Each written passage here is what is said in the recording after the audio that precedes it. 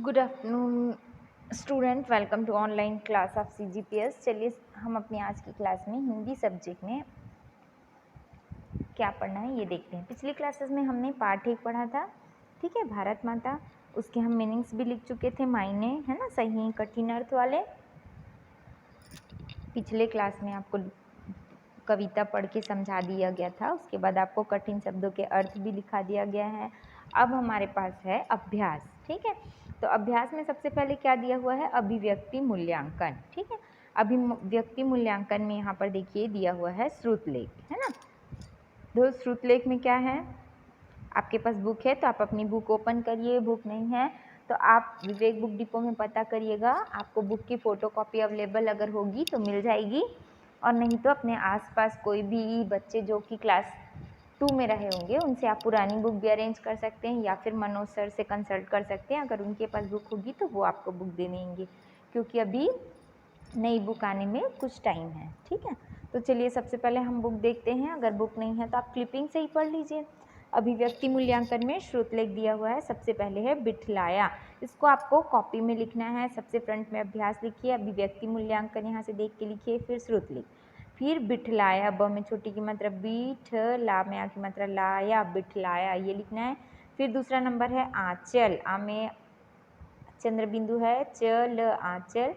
फिर प्यार, प आधा प, या में आ की मात्रा यार, प्यार। फिर दुलराया, द में छोटू की मात्रा दू, ल, रा में आ की मात्रा रा, या में आ की मात्रा या, दुलराया, ठीक है। फिर है अन्न, अ आधा न और पूरा न, अन्न। फिर बलवान, बल, वा में आ की मात्रा वान, बलवान, ठीक है। फिर हमारे पास है मौखिक प्रश्न, हमारे देश का क्या नाम है, ठीक है। मेरे पास जगह नहीं था इसलिए मैं बाजू में लिखी हूँ, लेकिन आपको उसके नीचे लिखना है। का नंबर डालेंगे और लिखेंगे हमारे देश का क्या नाम है, तो यहाँ पे लिखेंगे उत्तर भारत। हमारे देश का क्या नाम है, भारत, ठीक है। फिर ख नंबर है, हमें अनाज कहाँ से मिलता है ना। इसको लिखने के बाद उसके नीचे लिखेंगे उत्तर, और यहाँ से देख के लिखेंगे भारत माता से। हमें अनाज कहाँ से मिलता है, भारत माता से, ठीक है। फिर ग नंबर, हमें पानी कहाँ से मिलता है। फिर इसका उत्तर होगा, नीचे में लिखेंगे भारत भूमि से। आपको इसको लिखने के लिए अपने पेरेंट्स की भी हेल्प ले सकते हैं आप, और इसको आप अपने कॉपी पे क्लीन एंड नीट लिखेंगे, ओके। और ये आपको लर्न भी करना है। फिर उसके बाद है पाठबोध। पाठबोध में दिया है प्रश्नों के उत्तर लिखिए, तो आप ये प्रश्नों के उत्तर को अभी छोड़ देंगे, इसको मैं आपको लास्ट में एंडिंग में लिखवाऊंगी। अभी इसके बाद हमारे पास है सेकेंड नंबर, कविता की पंक्तियाँ पूरी कीजिए, ठीक है। देखिए यहाँ पर लिखा हुआ है कविता की पंक्तियाँ पूरी कीजिए में, किसने तुम्हें खाली स्थान दिया था ही, तो वहाँ पर आएगा जन्मते। अपनी खाली स्थान में बिठलाया, तो वहाँ पे आएगा गोदी।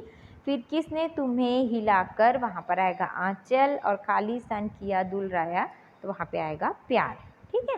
अब इसके बाद हमारे पास है, देखिए दूसरे पेज में है ये, आइए विचार करें, हाँ अथवा नहीं में उत्तर दीजिए। ये आपकी बुक में है पेज नंबर 7 पे। इसके पहले ये जो था वो है पेज नंबर 6 में, अब ये है हमारे पेज नंबर 7 में।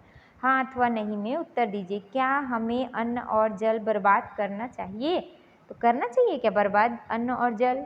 आप सोच कर बताइए कि आपको पानी बर्बाद करना चाहिए क्या, खाना बर्बाद करना चाहिए क्या, नहीं करना चाहिए ना, तो यहाँ पर लिखेंगे नहीं, ठीक है। फिर ख नंबर है, क्या हमें अपना आस पड़ोस साफ सुथरा रखना चाहिए। आप अपने घर को, अपने आस पड़ोस को साफ सुथरा रखते हैं कि नहीं रखते हैं, रखते हैं ना, तो यहाँ पर क्या लिखेंगे, हाँ हमको अपना आसपास क्या रखना चाहिए, साफ सुथरा रखना चाहिए, जिससे कि बीमारियाँ नहीं होंगी, जिससे कि गंदगियाँ नहीं फैलेंगी, है ना। फिर ग नंबर है, क्या हमें भारत माता का सम्मान करना चाहिए, करना चाहिए कि नहीं करना चाहिए, करना चाहिए। भारत माता का सम्मान हमें अवश्य करना चाहिए, तो यहाँ पर लिखेंगे हाँ। अपने से बड़ों का भी सम्मान करना चाहिए, छोटों का भी करना चाहिए, तो फिर भारत माता का तो करना ही चाहिए, है ना, तो यहाँ पर लिखेंगे हाँ। आज आपको इतना ही लिखना है, और जो ये प्रश्न उत्तर दिया हुआ है उसको मैं आपको कल की क्लास में लिखवाऊंगी, और उसके बाद आगे आपको और भी दिया हुआ है वो सब भी मैं आपको कल करवाऊंगी। आज आपको सबसे पहले श्रुतलेख लिखना है, फिर मौखिक प्रश्न लिखना है, उसके बाद कविता की पंक्तियाँ पूरी कीजिए लिखना है, फिर आइए विचार करें, इसको लिखिए, इतना लिखिए आप अपनी कॉपी में। और कल हम लिखेंगे ये प्रश्नों के उत्तर लिखिए, इसको हम कल करेंगे। ओके, और ये आपको लर्न भी करना है भाई, खाली लिखना बस नहीं है। आप इसको अपने हिंदी कॉपी में लिखेंगे, जो कॉपी आपने बनाई है। मैंने आपको कहा था 2 कॉपी बनाने के लिए, हिंदी और मैथ्स, और ईवीएस और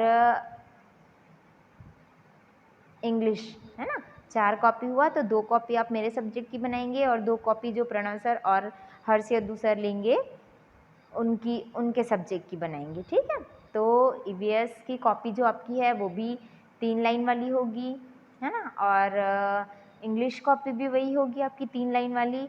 और मैथ्स कॉपी जो है वो आपको डिब्बा वाली लेनी है, और हिंदी कॉपी आपको कॉमन लाइन वाली लेनी है, जो 2 लाइन मिलती है ना वो। तो इसको उसी में लिखेंगे। और इसके अलावा आप एक कंबाइंड कॉपी लीजिए, जिस पे घर पे आप प्रैक्टिस करेंगे, बार बार लिखेंगे, जो हम आपको होमवर्क दिए वो सब कुछ आपको उस रफ कॉपी में करना है। ओके, तो आप ये हिंदी कॉपी में लिखेंगे सबसे पहले श्रुतलेख, उसके बाद मौखिक प्रश्न, उस प्रश्नों के उत्तर, है ना। फिर ये प्रश्नों के उत्तर जो दिया है पार्ट बोध में, इसको हम लास्ट में करेंगे। फिर सेकेंड नंबर डाल के कविता की पंक्तियाँ पूरी कीजिए, और उसके बाद आइए विचार करें। इतना आप आज लिखिएगा, नेक्स्ट हम नेक्स्ट क्लास में पढ़ेंगे। Okay, thank you.